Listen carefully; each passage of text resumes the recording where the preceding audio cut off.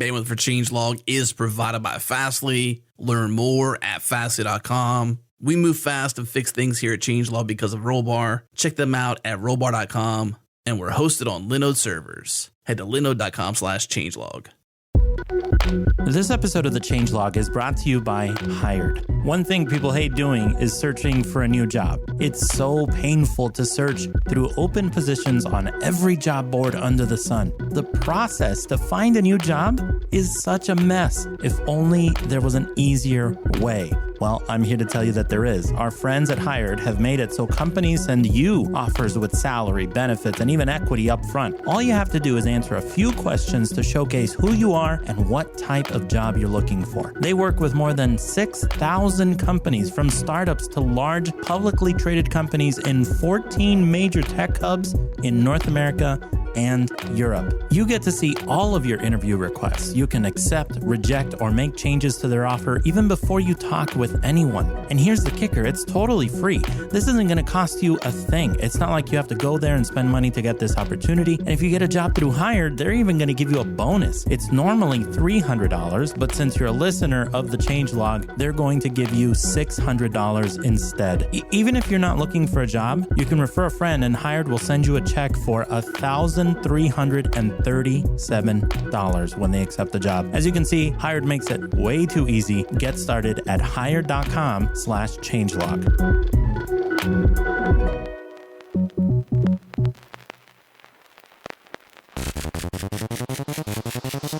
Welcome back, everyone. This is the Changelog, a podcast featuring the hackers, leaders, and innovators of software development. I'm Adam Stacoviak, editor-in-chief of Changelog. And on today's show, Jerod and I are talking to Katrina Owen back after years away, focusing on Exercism, a 100% free forever platform for code practice and mentorship with more than 2,500 exercises and 48 different language tracks. Exercism welcomes everyone to level up their programming skills and achieve fluency in the language of your choice. And we talked to Katrina about how the platform has changed since we last spoke, the direction it's taken, the backstory on the recently launched version 2 of the site, and how she plans to turn Exercism into a sustainable business, and what happens if that doesn't happen.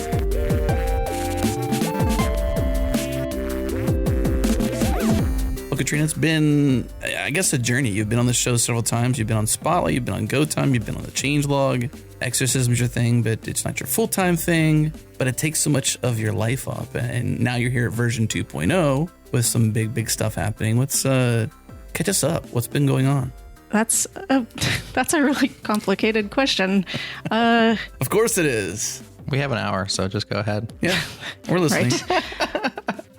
At one point, let's see. Okay, so I started Exercism 5 years ago and talked to you right after that. Yeah. And for the past 5 years, I've been switching jobs up a little bit, trying things out, mostly trying to keep Exercism running as a background process, but sometimes it does take over. Yeah, it does tend to take over nights and weekends a lot. Sometimes I'll take vacations and then work on Exercism, which is, I've heard, a bad idea because it turns out you need vacations.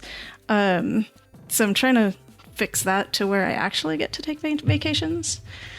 But yeah, no, I work a full-time job at GitHub on the API team there. And then Exercism is my second gig. It seems like truly a second gig too, because I mean, you got a gigantic staff of mentors, you got volunteers, you got tons of things happening. I mean, 48 different tracks / languages. Yeah, a lot. I mean, this is clearly not a one-person operation. No, thank goodness I'm not alone on this anymore. 48 active tracks. Each of those tracks has their own maintainers. So people who are familiar with the language, comfortable with the language, who care about the language, and who help ensure that the track is solid, that we have exercises that cover the broad range of language features and the broad range of the standard library to give people something to sink their teeth into. Yeah. And then we have a bunch of people who kind of contribute to Exercism in general, not necessarily to one track in particular, but who will jump in and help out either on GitHub, on the Exercism org, answering issues, fixing little things across the board, or also jumping into some of the chat channels that have sprung up around Exercism and helping people get unstuck and started so there. like the individual Slack, I'm assuming Slack or other Slack type things where teams are happening or communities are happening around Exercism? Communities, yeah. So we have a Gitter channel that I don't personally go to because I can't. You can't turn off emoji in Gitter, so I just can't handle it very well. But people do hang out in the Gitter chat, and a bunch of volunteers are there constantly helping people get their environments set up or debug the command line client issues or just even with programming questions. So some wonderful people there who hang out. Maybe just to catch everyone up, what is Exercism? That's an excellent question. Exercism is a platform for practicing programming. In particular, the key place where Exercism shines is where you know how to program or kind of know how to program in one language or several languages, and you need to ramp up quickly in a separate language. So that gives you a quick path or a solid path between that awkward hello world where really everything you can write code that will compile, that will work, but it's a struggle. You have to keep looking up. You don't remember the syntax, the data structures. You're not familiar with a standard library. And then it gives you a bunch of little exercises that you can run through, which help you just give you an excuse to use the language in really trivial settings. And then at the end of it, you should be familiar with it. You should have that sense of fluency where you're no longer feeling like you're trying to communicate with your hands tied behind your back. At the risk of just completely sidetracking this conversation, did you say that you can't go into Gitter because it won't let you disable emoji? Yeah, I can't stand emoji. Are you just like allergic to emoji or something? So I find them, first of all, kind of obnoxious. And then second of all, they add a layer of translation to communication that I find really difficult to process. So it'll be some sort of face that has some sort of like emotion painted on it, and I can't tell what that emotion is. So I'm always forever looking up what the emoji actually corresponds to, and it'll be like thinking or worried or grinning, and I don't like if I just see the emoji itself, I can't tell. What it's supposed to mean. So you're probably having a difficult time in an ever-changing world where emoji usage is just kind of skyrocketing at the moment. Yeah, try working at GitHub.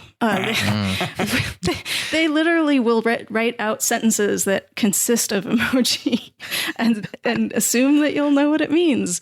Ice cream bike blow cloud. It's like, I have no idea what this means. No, it means I'm going to lunch or whatever. Like, I have no idea. Just say I'm going to lunch. I know it, right? So you must have a tough time on the internet then, basically. Yeah. Like there's really nowhere you can go that has, solitude or sanctuary for you. Well, I just don't go there very often. There you go. Well, good thing you're building the things for GitHub's API and a web property like Exercism. See, in the API, we don't really deal with emoji except for accepting emoji as parts of like comments or labels. So I don't have to look at them all too much in my day-to-day work. You just prefer to look at the Unicode code points, There you go. Just translate those. Okay, so that's it. That's interesting. I haven't heard of anybody. I know there's people that do not, prefer to use emoji or don't like emoji, but they like actively disengaging in specific community because of emoji is just caught my ear. So in Slack, they let you turn them off, which is really great. And they even fixed the reactions. It used to be that you could turn them off, but it would only turn off in the actual discussions in the threads, not in the reactions. But now the reactions will also show you : thinking : or : party or pizza. I see. So it just leaves the underlying text. Yeah, which is much more helpful. Yeah, I could see that it being a good compromise for someone who wants to not see the image. Just give me the text version that translates it, and I'll deal with that. Now, to digress even further, I actually find emoji really, really useful for statuses, like predefined labels that mean something. You have an agreed upon convention that the green check mark means that this is done. The eyes mean it needs someone to review it. Stuff like that I find really useful. But then it's a very small set and well-defined. Yeah. I like to use them in labels. For instance, like in my notes, I'll have different categories of notes like changelog, house, ideas, like all these things. And at the beginning of each one, I will put like for ideas, there's a light bulb emoji, and for house, there's like the house emoji. And so since that's first, I can identify that faster than I could actually identify the words as I'm scrolling to get to the right folder. And I find that very, very valuable. Yeah, with a well-defined taxonomy, I think that emoji are really great. And I totally understand that for other people, it makes things playful and it helps them communicate better. It's just my personal thing, as I find them kind of challenging. All right, so shall we bring it back? End digression. Yes, let's go back to the stack and pop that off and start where we were, which was Exercism. And Adam mentioned that we had you on. It was like 5 years ago, and you said that was briefly after Exercism had launched. I remember at the time, I think you had gotten featured in Wired, and just usage just went through the roof. Was that the right train of events? Yeah. There was a big feature, and all of a sudden, Exercism was blowing up. Yeah, it was blowing up, not just because of the Wired thing, but it also hit the front page, or like the top of Hacker News and the front page of, I can't remember what it was, Slashdot at the time. So it got a ton of attention, which I was completely unprepared for. And then another thing that made that particularly difficult was we didn't really know what Exercism was at that time. Like now, it's very clearly the path between the awkward hello world and the basic fluency, where you're not very proficient in the language, but you are fluent in the idioms and the basic usage. And at the start, we had no idea. Like people were complaining because Exercism wasn't teaching them how to program. The title on the Wired article was actually the site that will teach you how to program well enough to get a job or something like that, which I had never claimed at all. And which Exercism didn't do. So we got a lot of people who tried to use it who were definitely not well equipped at the time to get started. Trying to download a binary and stick it in their path, and they've never heard of path before. Right. I remember talking about rewriting the CLI from Ruby to Go. Yeah, and that was like bleeding edge well. at the time. That was influential. It was pretty early on. That was Mike Gayhart, I think, from Pivotal Labs at the time. I don't know where he is right now, but he was the one who suggested Go as a solution to our problem. So the problem was that when Exercism launched, we only had exercises in Ruby because I was just doing this as a workflow thing at work. And then someone added Haskell, and then the Haskell people were like, why do I need a whole Ruby environment just to do exercises in Haskell? That's a really good question. So Mike did the first re-implementation of the CLI, and then I've had a couple people help maintain it over the years. And we've done a complete rewrite again, still using Go for the V2 launch. Yeah, which we're going to dive into all of the details of V2, which, like you said, was a ground up rewrite or rebuild according to the launch announcement. And you really revisited, it seems like every aspect of the platform. So here it is 5 years later. Now it feels like you know what Exercism is now.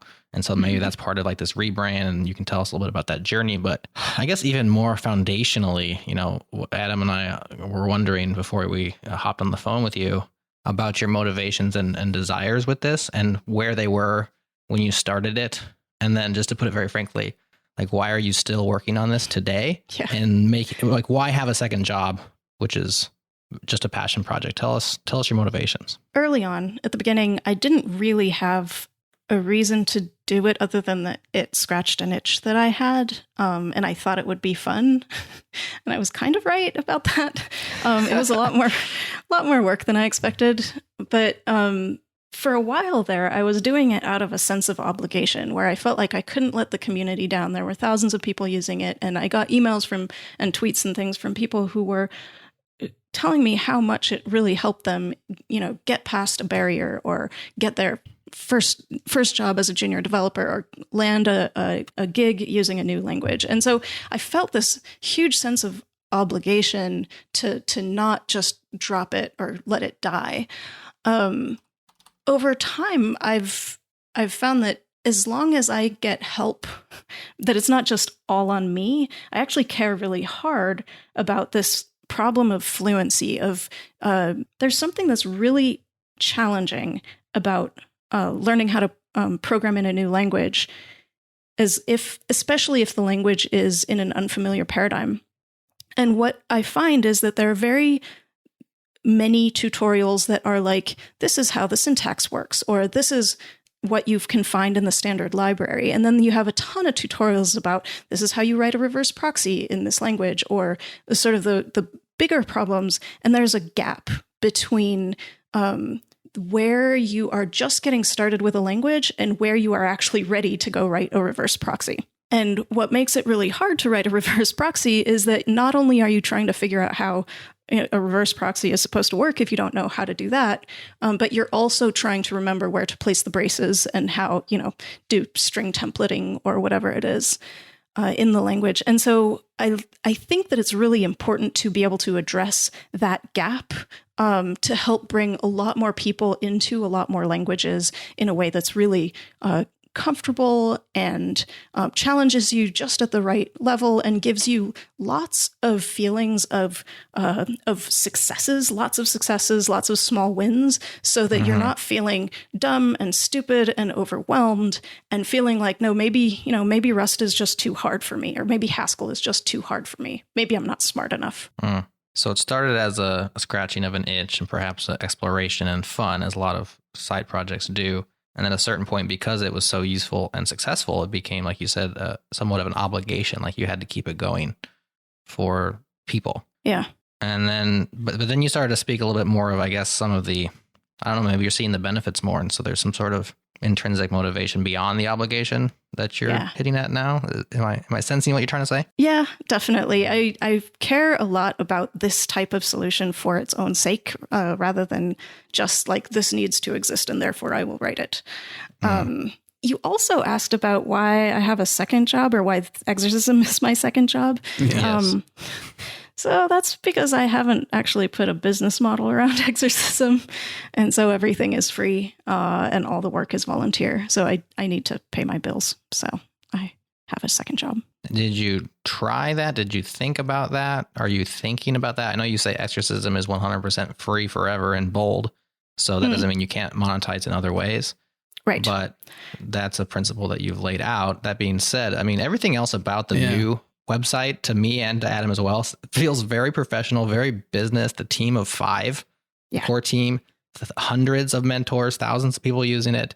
And I'm thinking, this seems like better than a lot of startup websites that we see out there. Yeah. So when I started working with the Thalamus team, the 4 others that are on that team page, that was almost 2 years ago now. Yeah, a little over a year and a half ago. We talked about what it might look like to turn it into a proper product. The key interesting thing about it was I was feeling overwhelmed. I was feeling burnt out. I was feeling absolutely like over all of it, really.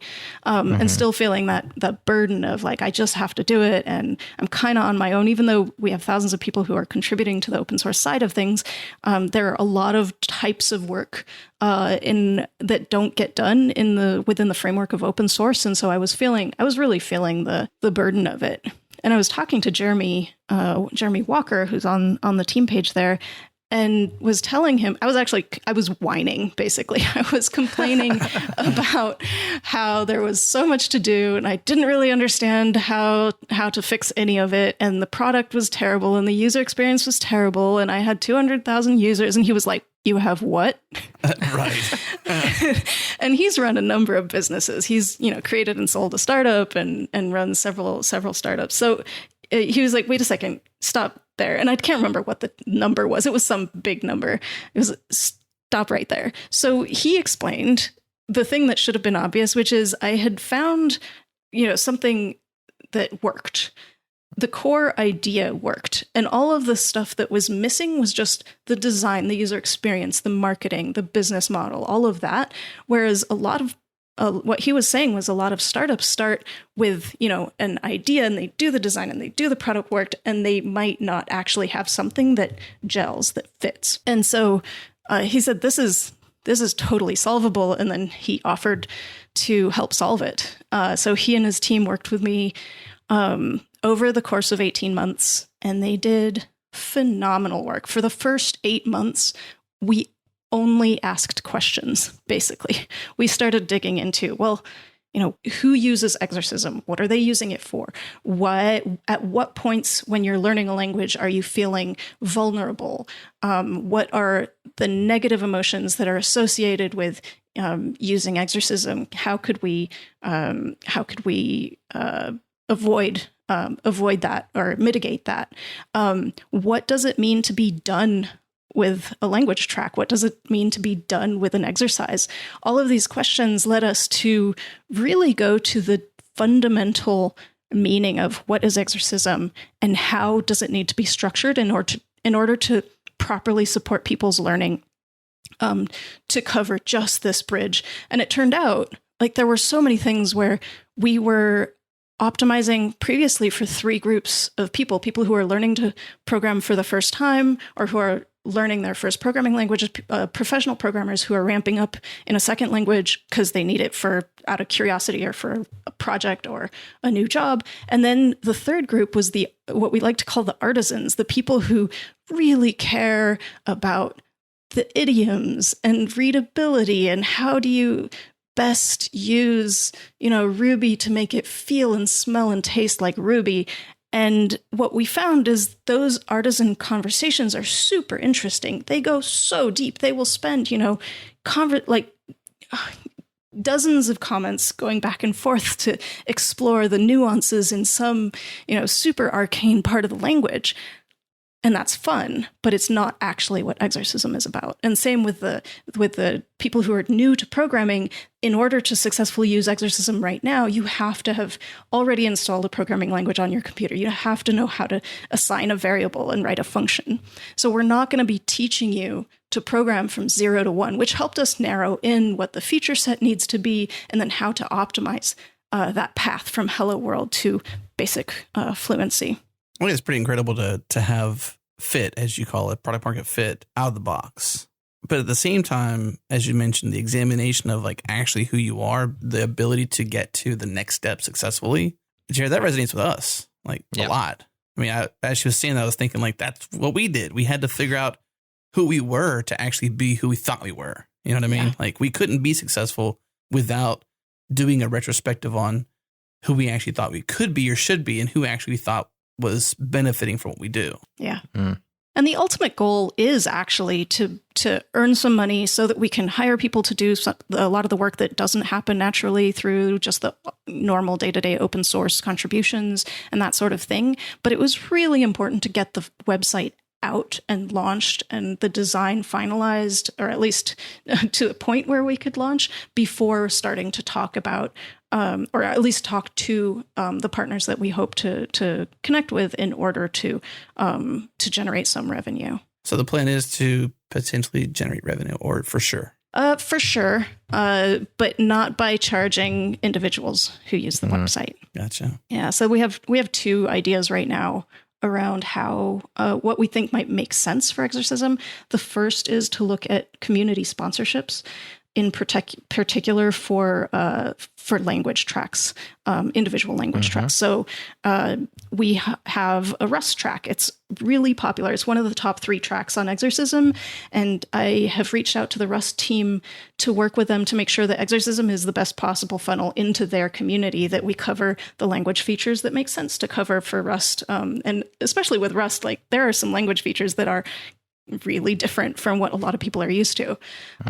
So we need to make sure that we cover that well. Also, all the parts of the standard library that they feel is important to cover, and as well as working with them to make sure that the mentorship in the Rust track really reflects how the community feels about the language and helps people fall in love with Rust. And so if we do that well, it could make sense for Mozilla to be a track sponsor on the Exercism Rust track, for example. Yeah, if it's such a great on-ramp for languages in particular, obviously. Yeah. I guess potentially even some frameworks too, but that remains to be seen. But if you're that much of an on-ramp, it would make sense that like you're a first stop, so to speak, on a path for a newcomer or someone just getting started or whatever. Like it's a clear stopping point for somebody. Yeah. So that might make sense. We want to have the site out for a while first so that we can see what the numbers look like and make sure that we have the features to support the mentorship and the new user experience before we start reaching out to potential partners or sponsors. But that's one way.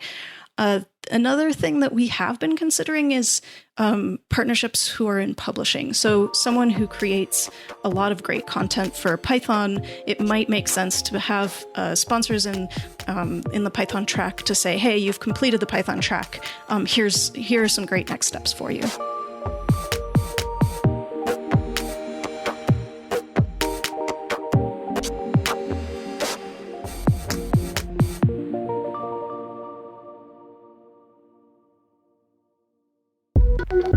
This episode is brought to you by DigitalOcean.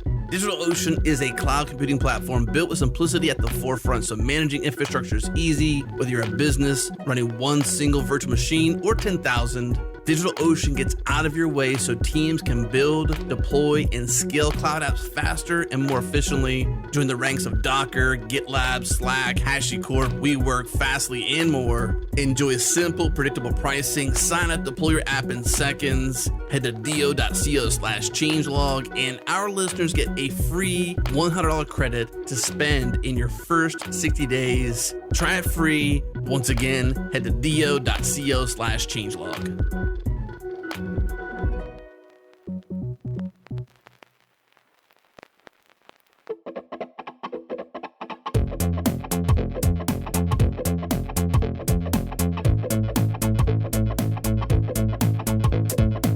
So, Katrina, I think the next stop in this conversation would make sense to say, since revenue is on the table, but you're not going to charge users, what are some ideas you have for, legitimizing this thing into something you can not just be a side project, but be a profit center for you?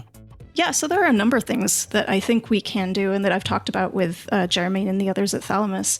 The first thing is track-specific sponsors, which we talked a little bit about. The second thing is potentially partnering with publishers who have relevant content for the users. And then we've also talked about a number of spin-off products, especially as we narrowed down the feature set of the core experience. There are things that people use Exercism for that we don't currently explicitly support, and it might make sense to add either other subdomains or other sub-sites that we would charge for that provide just the add-on features that are relevant to businesses who are either helping their teams level up, or a different possibility is people use Exercism a lot when they're recruiting in the hiring process, to have people do exercises, see how they approach problems, have some sort of trivial problem to talk about without making them go, deep into their own code bases. And a lot of people also, which I think is interesting, they use it to ask someone to give someone feedback. So they would send people to Exercism and say, do 3 exercises, and then go give other people feedback, and then send us the link to that, and then discuss sort of what does good feedback mean, what does this mean in the context of team communication or team leadership, if that's the type of position you're looking for. That's definitely an interesting use case that I wouldn't have thought of. So you mentioned that you worked with Thalamus, these other 4 people on your core team now, and you spent 18 months roughly doing a ground up rewrite. Those first 8 months or so, you said you were just asking questions and really just diving deep into, what Exercism is and what you want it to be. So share with us some of those answers and like some of that focus that you gained and how that turned into maybe not the technical bits necessarily. We'll definitely dive into the rewrite, but maybe even the rebrand and some of the changes around that. Like, what were the outputs and result of that process? Yeah, I want to say that there are probably 3 really key changes. The first one is the brand itself, where Exercism was just a name I came up with using wordoid.com because I thought it was funny. There was no reason to call it Exercism other than that the Ruby community likes puns, and so it was a pun. And then the logo kind of fell out of that as a reflection of, this is so close to exorcism, so we should have a logo that's an E with horns on it. And I was like, yeah, why not? It was still just in the sort of, this is all just for fun sort of domain, I guess. Right. Well, playful and silly. Yeah. And that works for a lot of people. And a lot of people miss that now that we've changed it. But there were a couple of things that I realized in the in the past few years. The first is that there are people who are religious in the Catholic tradition, and some people find that kind of offensive. That we're playing on the concept of exorcism, which is a serious concept in their belief system. And so I find it completely unacceptable to be offensive to people based on their beliefs. So I wanted to remove that as a possibility. And the origin of the name wasn't really a pun on exorcism. It was a pun on exercise. I just thought it was funny that it had the sort of similarity in the word. So it wasn't really intended to be wasn't a direct point.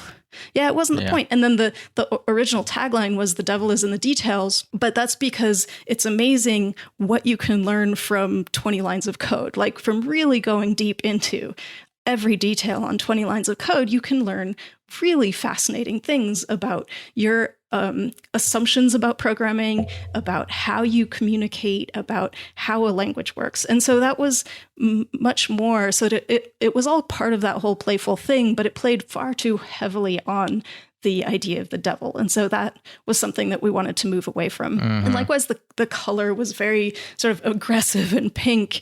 And it's kind of like when you're learning how to program, what we really don't want to have this sort of aggressive feeling. We want to make it so that you feel like this is a place where you can be supported in your, in the journey as you learn a new language. And the really overwhelming aggressive pink didn't really do that.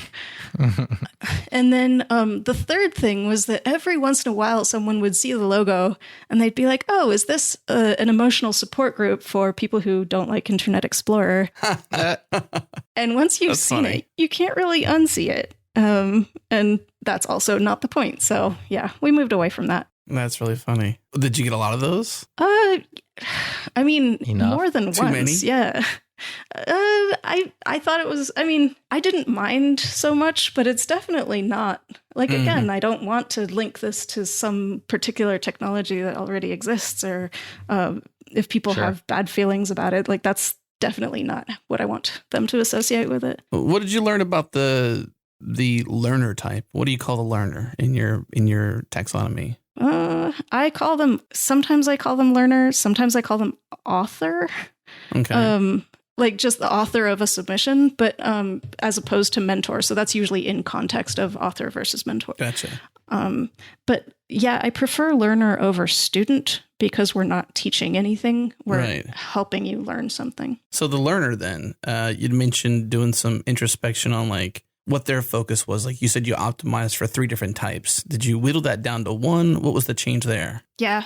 So it used to be we supported people who are new to programming, or we were trying to support people who are new to programming, people who are professional programmers ramping up in a new language, and people who are artisans who are doing a deep dive in, one of their favorite languages or their main languages.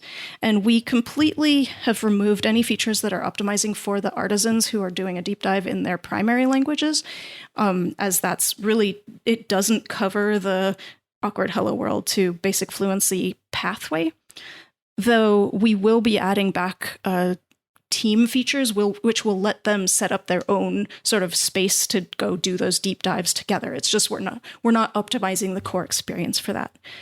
And in terms of new programmers, you can be fairly new to programming when starting to use Exercism, but you can't be brand new. We really don't cover those very first steps.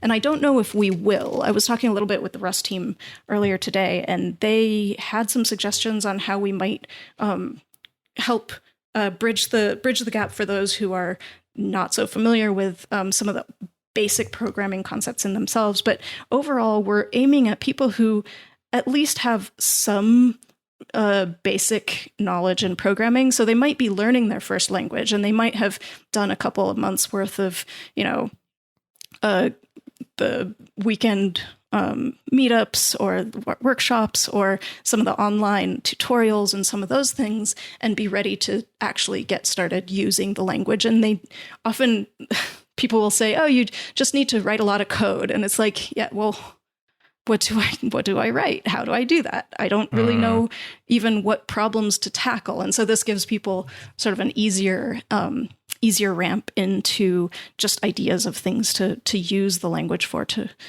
help that early practice.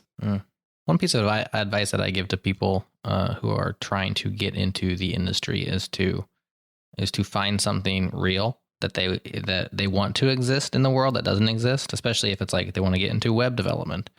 It's like have a tangible, real goal in mind, and then use the tools, the languages, the frameworks, all the stuff that you're learning as simply means to come to that end. And you'll find you'll find your way through the road bumps and the tough stuff, because the driving motivation isn't just to learn, which oftentimes if you just want to learn a thing, it's very easy to stop when the going gets tough because that motivation isn't super, super strong. But if it's like, I'm trying to build a thing, that thing that you want to build sometimes will pull you through that. With Exercism, it's all like pre-created, small. I love the scope of a lot of these tasks or challenges.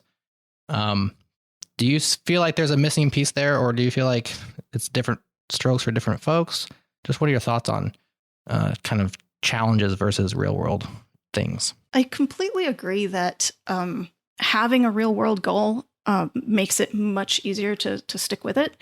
Mm-hmm. However, a lot of people aren't even sure how to make a real world goal. Like for some people, it's like, I want to make an iOS app and it has to do this. It's a way of exploring shoe design or whatever. And they'll know exactly where they want to go. And like they will be able to just go after that. Other people are like, yeah, I find that programming is fun, and they might have some ideas around what they might want to make, but it can be really hard to actually come up with something that is concrete enough and within reach enough. Within reach is definitely the hard part. Yeah. So I think that Exercism can fill the gap for the people who aren't able to just run with it. Like there are people, I saw a talk at the second GopherCon, I think, by Audrey Lim, who was a lawyer in Singapore, I think, who was like, I'm going to learn programming. Yeah, she stole the show for that GopherCon. That was a big deal. She was amazing. That talk was so good. And she was totally able to just pick up, things that she wanted to explore and then run with it. And that helped her get through all the early parts of learning the language. Whereas I've found other people on Reddit who are complaining about how they've been doing web development for years and they're trying to get into Go, and they're finding it very, very difficult because a lot of the recommendations were like, just write a thing, just write code, just write a real project. And they're like, but how do I get to where I even know what the project is? Saying learn by doing. Do what? What should I do? Tell me, give me some guidance. Where should I go with this thing? So for people who do know, I think that the learning by having a project is incredibly powerful. And for people who don't, I think that these types of challenges can be a way to help you get to the next step where you are in a better place to choose real world challenges. Yeah. Absolutely. I think for your second case, the people who are, maybe they know one language and they're wanting to pick up a second. I think specifically the person that wants to learn their second or maybe third programming language, like this is perfect for that use case. It's really good. Yeah. Well, once you get to a certain proficiency of polyglotness, like picking up the next language at a certain skill set, like it just becomes easier and easier to do that if you're just trying to learn, unless it's a brand new paradigm. Yeah. But for like that second or third language, this would be spectacular. And actually, if I was going to hop in and say, I'm going to try I just want to write some Lua and just find out about it, I think even as somebody who knows 3 or 4 languages, Exercism would be a great way to do that, because you get that mentor feedback right away. You have these predefined scopes. I don't have to come up with stuff. So it seems really good for that too. Mm-hmm. What's the mentor motivation? We talked about your motivations. We talked about, potentially, having some income eventually. There's lots of people mentoring. I was just looking at the Elixir track and I just lost it. I'm all over your website and I can't keep my tab straight. Anyways, there was a bunch of mentors on the Elixir track. Yeah. And I'm curious, where do they come from? Is there a demographic of these people? What are they getting out of it? Is it all warm fuzzies? Is there more to it? What are your thoughts on the mentor side of it? So the mentorship is completely new in the new design. It used to be very ad hoc. Anyone could give feedback to anyone, which led to a lot of varying in the quality of the feedback, and a lot of people not getting feedback. And so with this, we wanted to do two things. We wanted to have a community of mentors who are who we can work with specifically to ensure that they have what they need and they're getting what they need, and that all of that we can make tooling to make sure that everyone gets feedback and that the quality of the feedback is good. We can start adding in features to help optimize the process of giving feedback, of noticing things to give feedback about. So the whole mentor thing is very, very new. And as part of that, we are asking people to literally sign up to be mentors. They get added to a Slack channel or a Slack workspace. They sign our code of conduct. And as part of that, we ask them why would you do this? Why do you care? What do you want to get out of it? And the answers were fascinating. They were all over the place. There were a few common threads. The first one is they get a kick out of helping other people learn for a number of reasons. Sometimes it's warm fuzzies, but even more often, they find that they are challenged in ways that are really interesting when they are helping other people learn. So they learn a lot by helping other people learn. Some people were very much in the, other people mentored me and now I want to give back. And I don't know. I don't actually know if they'll stick around. I don't know if that how is long they'll last with that motivation. Yeah. Is that now it might turn out that they actually get a kick out of doing it once they get started and they might stick around. But as a motivation, I'm not convinced that, I want to pay it forward is a really strong one. And then you have a third. It's good ambition. Yeah, I like it. I mean, it's admirable, right? But I don't know how lasting that is. The really interesting one I find is the people who are looking to move up in their careers and are realizing that a lot of the engineering leadership skills have to do with teamwork, communication, a better ability to receive feedback and to give feedback, and who are using this as a way to sort of practice those types of skills. I think of it too, like especially with your focus on languages, and as you talked about the revenue options and just how this fits into the overall ecosystem of individual languages and getting involved in them. To me, it makes sense that a mentor would be somebody who, one, that cares about the community, but then two, is somebody who's a leader in the community, and to be seen as someone to come and reach out to get started or to get involved or invited or introduced, whatever. That's the kind of person I see fit in that role. Is that what you see? I would say that I would love to have a few people who are considered leaders in the language communities that we cover. But I think that most of the mentors will probably be much more at a sort of in progress part of their career rather than in sort of a leadership position within a community. Because to give good feedback in a language, you don't have to be that expert. You do have to have familiarity with the language, with the tooling, with the idioms, with the community, but you don't have to be one of the driving forces of that community or one of the known famous names or whatever, because a lot of the basic feedback to get someone into the community is really, really fundamental things like, hey, if you're doing Go, you should use GoFunt and you should know how to write proper dot comments. And you don't have to be famous in order to give that feedback. Well, I was thinking from Adam's perspective, more the idea, and maybe this is just me interpreting what you're saying, Adam, more the idea, not that these people are necessarily already experts or leaders in their camp or their language, but that this is an opportunity for somebody to establish themselves over time as somebody, right? So they, like you said, they maybe they were one step above learner, which is all you have to be a great teacher. They might be somebody who's like, I write blog posts often, or as often as I like to. I release the course, but I'm not really anybody. I need to get more well known, or I'd like to be more well known. I like to help more people, and this is one more way that they can, take 5 or 10% of their week and give it back. It might work. I have no idea.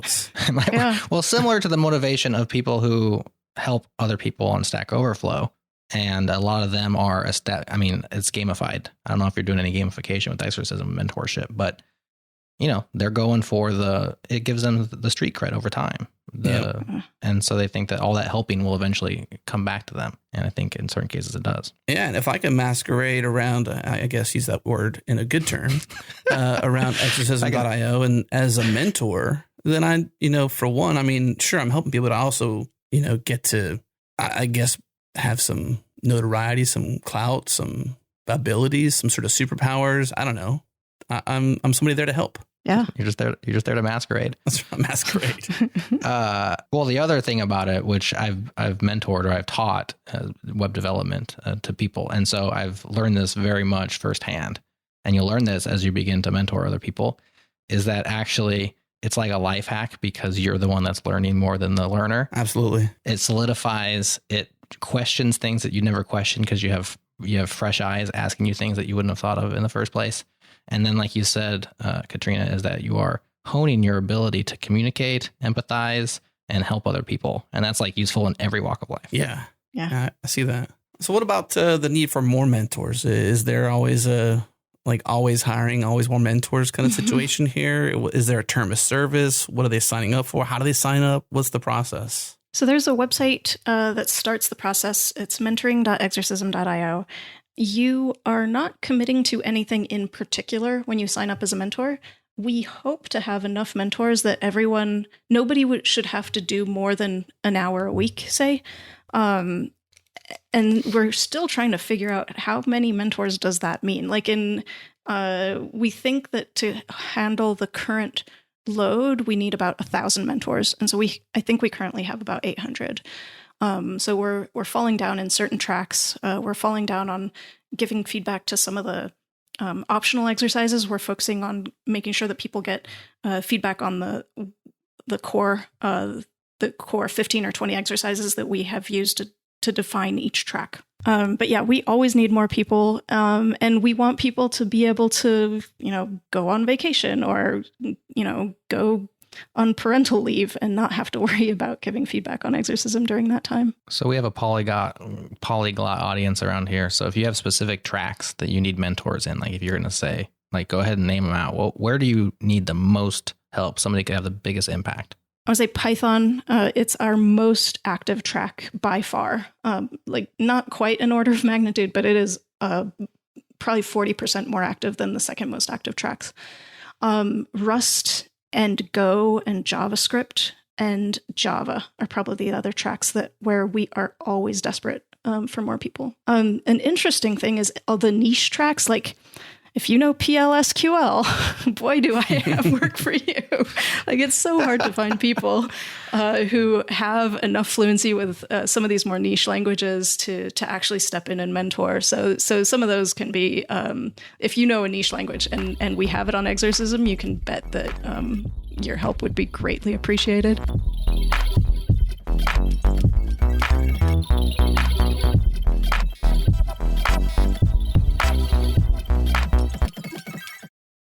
So I have some pretty awesome news to share. We are now partnered with Algolia. If you've ever searched Hacker News, Teespring, Medium, Twitch, or even Product Hunt, then you've experienced the results of Algolia's search API. And as we expand our content, we knew that one day we'd have to either roll our own search solution on top of Postgres, or we could partner up with Algolia. And I'm happy to report that phase 1 of our search is now powered by Algolia. We're able to fine-tune our indexing, gain insights from search patterns and analytics. We can create custom query rules to influence ranking behavior, as well as improve our search experience by adding synonyms and alternative correction to queries. Sure, we could build search ourselves, but that would mean we would be busy doing that instead of shipping shows like you're listening to right now. Huge thanks to our friends at Algolia for working with us. Check the show notes for a link to get started for free, or learn more by heading to algolia.com. And by GoCD. GoCD is an open source continuous delivery server built by ThoughtWorks. Check them out at gocd.org or on GitHub at github.com/GoCD. GoCD provides continuous delivery out of the box with its built-in pipelines, advanced traceability, and value stream visualization. With GoCD, you can easily model, orchestrate, and visualize complex workflows from end to end with no problem. They support Kubernetes and modern infrastructure with elastic on-demand agents and cloud deployments. To learn more about GoCD, visit gocd.org/changelog. It's free to use, and they have professional support and enterprise add-ons available from ThoughtWorks. Once again, gocd.org/changelog.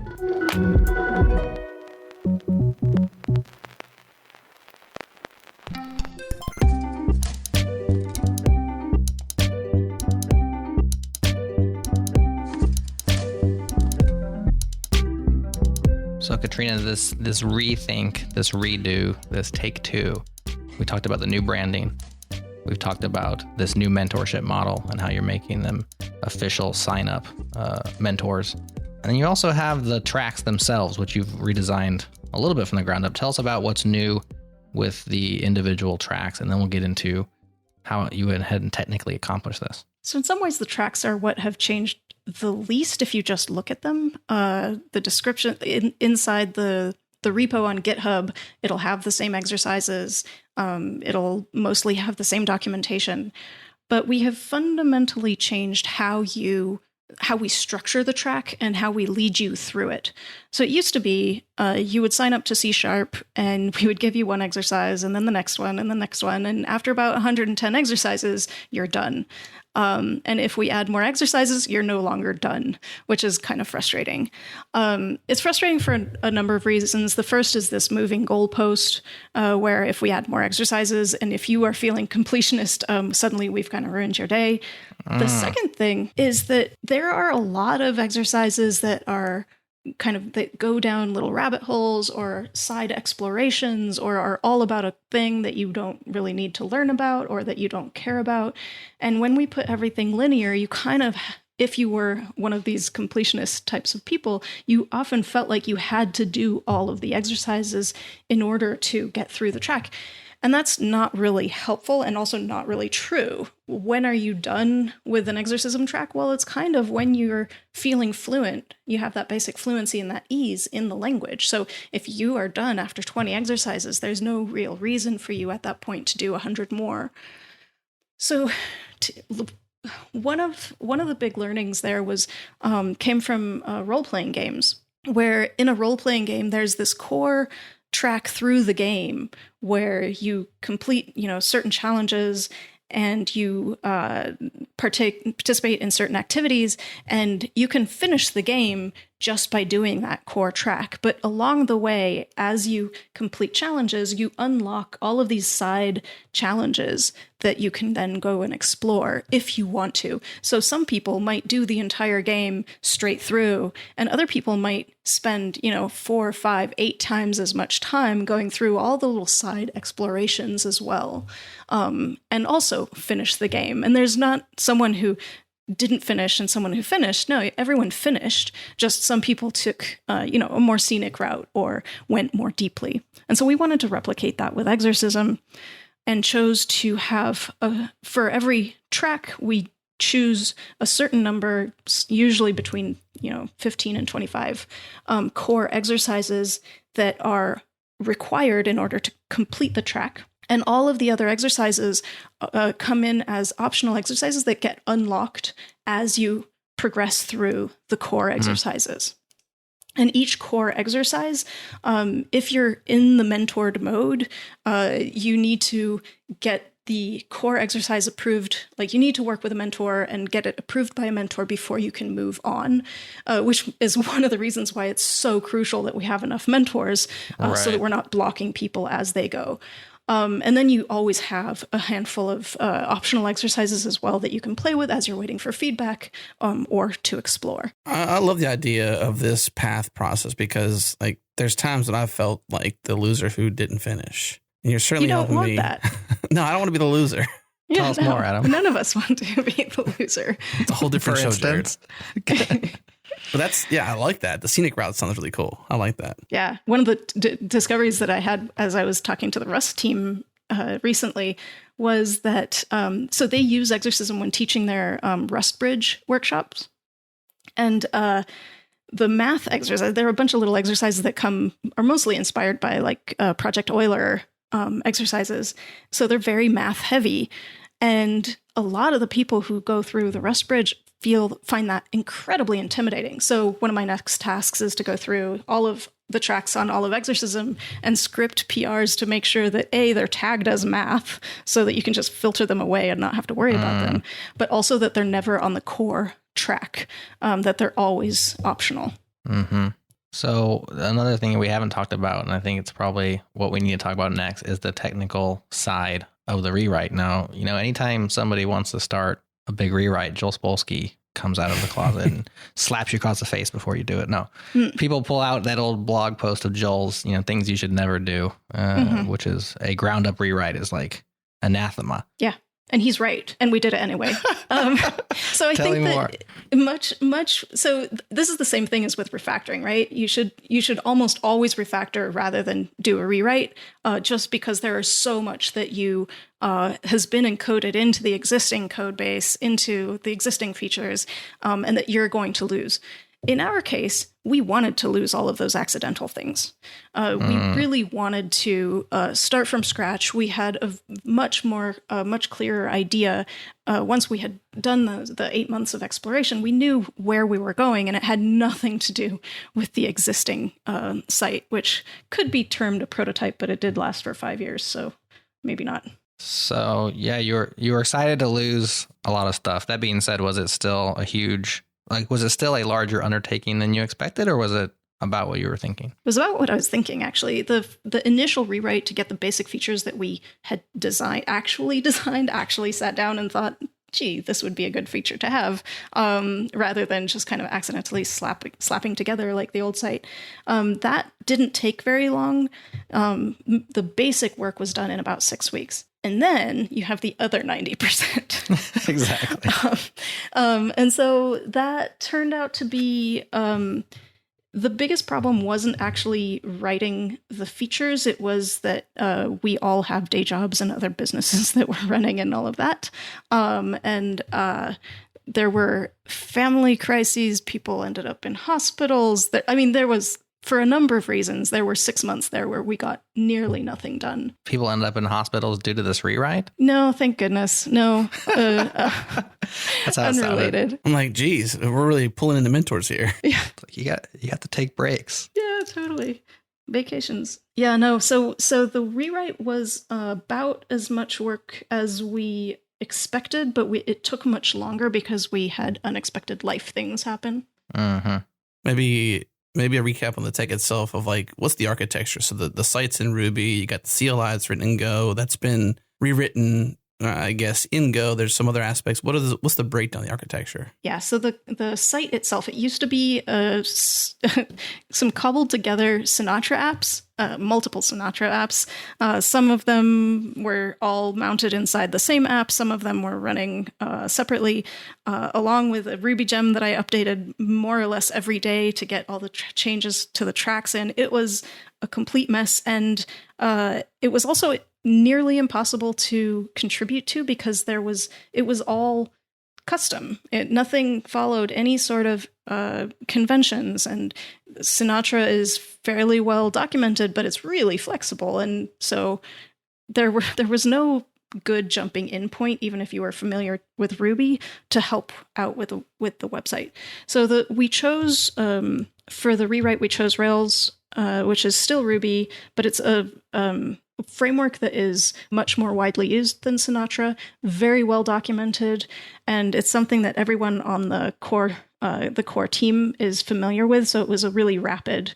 It was something that we could do very quickly, the rewrite. Whereas if we'd chosen a different technology, if we'd chosen to go with, say, Clojure or Python with Django or something like that, we would have had to ramp up a lot. So even if maybe Django is more common or more familiar than Rails is in general, it would not necessarily have been a great choice for us. One of the really interesting pieces was figuring out how to get all of the changes from 45 different language tracks into the site without having to make individuals deploy every day. one of the problems I ran into was I was the only person deploying the old site, and people would be like, hey, so I made this change to the Elixir track and I'm not seeing it on the site. And I'm like, yeah, that's because I forgot to deploy. Or if I got sick, I had surgery last year, and for a few days there, I was not deploying Exercism. So there were all of these things where I was a bottleneck, and we needed to not have me be a bottleneck, or not have anyone be a bottleneck. And so we did quite a lot of work to figure out how do we architect this into the site where we have webhooks that are, so we're listening for webhooks from GitHub to know when there are changes, and then we schedule an update so that the servers pull in all the new changes. That happens usually within moments of the new change going into master on the various tracks, and also for like the website copy and that sort of thing. That sounds like us. We have our transcripts and our show notes as 2 separate repos on GitHub, and we schedule or we listen for webhooks on specifically pushes to master that then our CMS goes and grabs the updates and makes sure that the website itself is updated immediately. And it even surprises me how fast it happens. Yeah. It's like by the time I can write the little thank you note in the comment, it's already live. So that's awesome. It is cool. I like how you usually say it's probably already live, because by the time I commented, the webhook's already been caught. And I always add a probably in there because there's that outside chance that like something failed this time and it's not live. For insurance. It's how I hedge. And we have been known at GitHub to drop the occasional webhook. I'm just saying. I didn't say it. You said it, not me. I said it. I'm on the API team. It's my fault when it happens. It's your fault. You can blame me. I'm going to look you up next time. You got my webhook. Correct me if I'm wrong. I know we're still here in the technical details, but I'm kind of hearing some insights into like what you seem to be doing, you in particular, Katrina, is like you've been excited about this. It's been a long road. You received and achieved product market fit early on. You had to kind of work back from brain and stuff like that. But it sounds like what you're in the motions of now is like incrementally removing the mundane burdens that take away the joy to give you the joy back so you can lead. Yeah, that's the biggest challenge right now, is now that the design, it feels like we're in the right direction with the usability of the site, the user interactions, the design, all of that. We need to make sure that the drudgery, the janitorial work is not something that someone is stuck with, because as soon as someone is, then it falls over, it falls apart. So that's definitely one of the automation is one of the big key pieces that I want to get better at, both in Exercism, the product itself. Like, how can we automate giving mentors hints about what would be useful to talk about in this particular exercise? We can do a lot of static analysis on, because we have 5 years worth of data about how people make mistakes in this particular exercise. So we can give hints there. Is that something you spend a lot of time on yourself, though? That thing in particular, giving hints to mentors? No, not at all. What areas are you trying to automate that would remove burden from humans to like deal with janitorial work, as you mentioned? So linters and automatic fixes to the various tracks. One of the things in each of the tracks needs to adhere to certain conventions, otherwise it won't work on the site.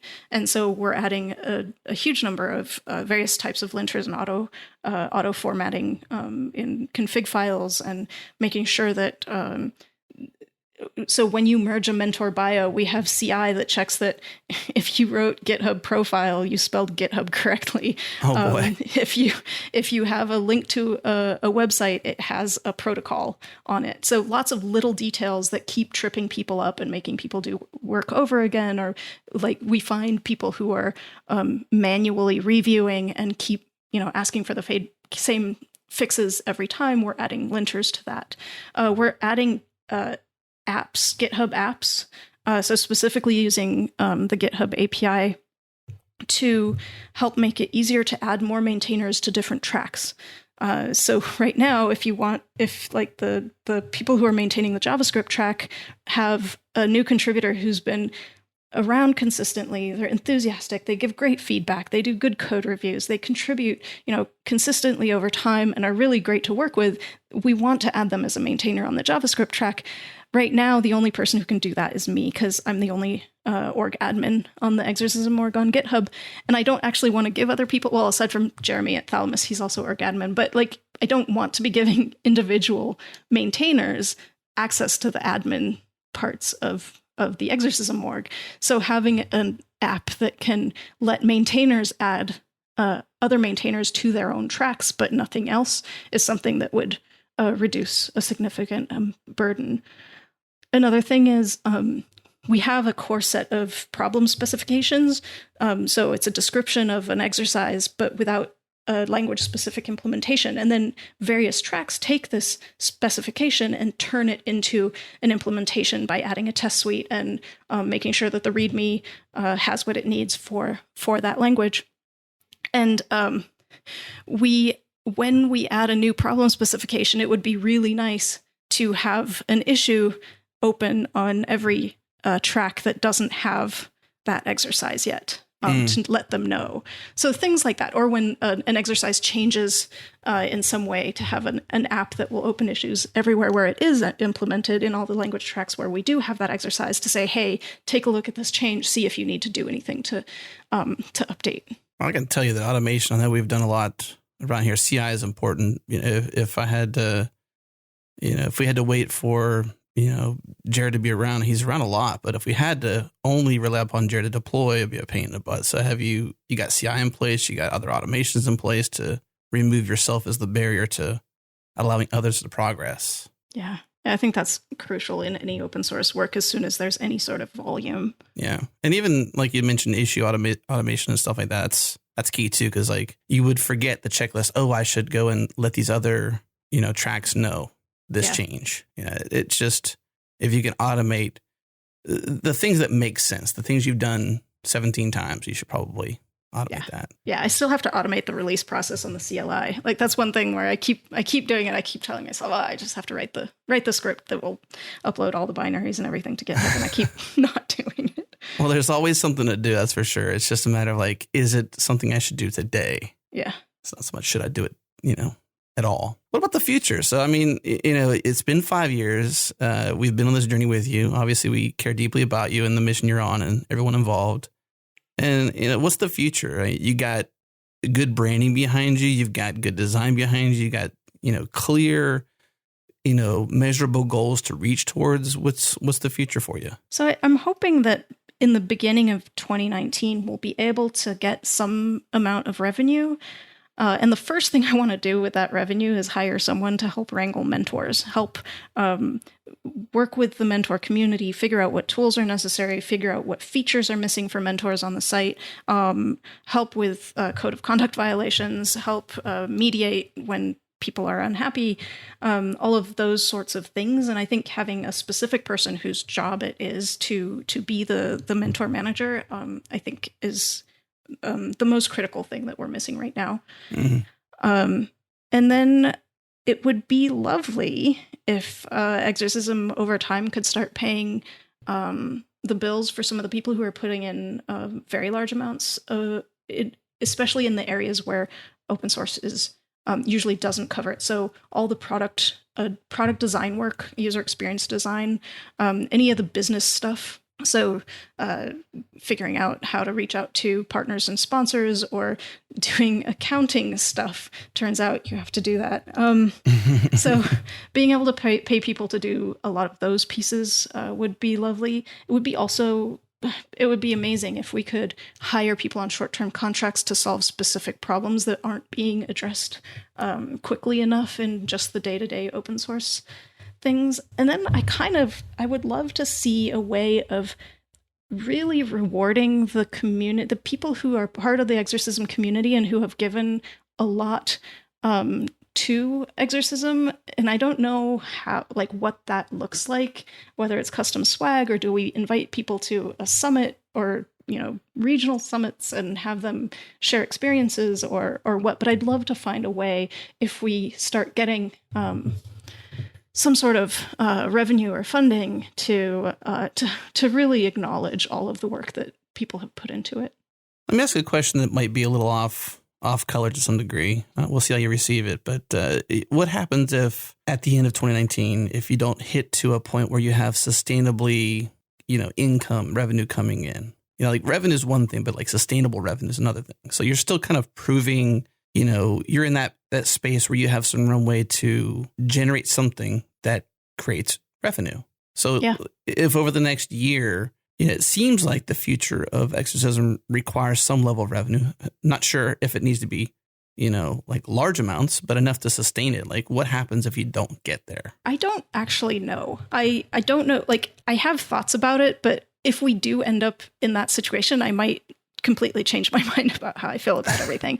But my current thinking is that it is absolutely possible to sort of tie off Exercism at some point and keep it running with minimal maintenance as long as we have enough mentors. And so that's kind of the key piece is if we can get all of the tracks into a reasonable state and the feature set is, it's a basic feature set, but it does what it needs.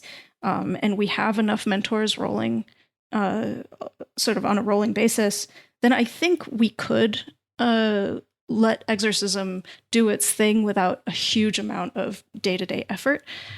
The thing that makes us want to look for revenue is that we think that there are so many other opportunities to grow Exercism beyond what it is right now, and that would require revenue.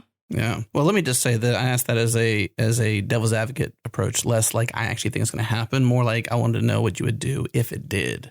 I'd like to prevent it. I think the listeners of the show, the people listening to this can say, hey, this is obviously cool enough and needed enough that if you work somewhere or you can see some benefit for your company to Exercism or whatever, then, reach out and talk about different ways to work together or, get on some sort of mailing list where it's like, hey, if you're interested at all about the future of Exercism, here's how you can help out, whether it's sponsorship or some sort of products you have in the future, whatever. I just want to raise that awareness to people listening now that if this is interesting to you, I'm assuming just reach out, right? Oh, yes, please. My email address is on my GitHub profile, so I'm always easy to find. Well, what else is we're tailing off here? What else can we cover before we say goodbye? What else you got? What else what's on the horizon? Anything that people are not aware of? Something fresh and brand new that no one knows about? Fresh and brand new. It's coming so soon that you might blink and it's already there. That's right. If it was here next week, it'd be cool. It would be cool. Teams features. So the old site had some sort of notion of teams where you could kind of group people into a team and you would get a custom like activity stream for everyone who was in that team. We had to remove that for the new site just to be able to launch because we were under a bit of pressure to actually get the code out the door. And we've been working on redesigning and actually thinking through how teams should work. And so we've completely rethought a very basic Teams functionality, which we will be launching very soon under teams.exercism.io, I believe. And I thought it was going to be out by now. So like literally it might be out in the next couple of weeks. Ooh, go hit refresh. There you go. Well, Katrina, it was great catching up with you. Certainly, like I said, we're certainly big fans of yours and we'll always be here for you and love to hear your journeys. I'm bummed that it's been somewhat that long since we talked. So maybe let's shorten the runtime between next time. Let's do that. This has been great. Thanks so much. All right, thank you for tuning in to this week's episode of The Changelog. If you enjoyed the show, do us a favor, go on Twitter, tweet a link, go on iTunes and give us a rating. If you make lists about podcasts you listen to, make sure you add us. And of course, thank you to our sponsors, Hired, DigitalOcean, Algolia, and GoCD. Also, thanks to Fastly for our bandwidth. Head to fastly.com to learn more. And we catch our errors before our users do here at Changelog because of Rollbar. Check them out at rollbar.com/changelog. And we're hosted on Linode Cloud servers. At linode.com/changelog. Check them out. Support this show. This episode is hosted by myself, Adam Stukowiak, and Jerod Santo. Editing and mastering is by Tim Smith. Music is by Breakmaster Cylinder. And you can find more shows just like this at changelog.com. When you head there, subscribe to our email, get news and podcasts for developers in your inbox every single week. Thanks for tuning in. We'll see you next week.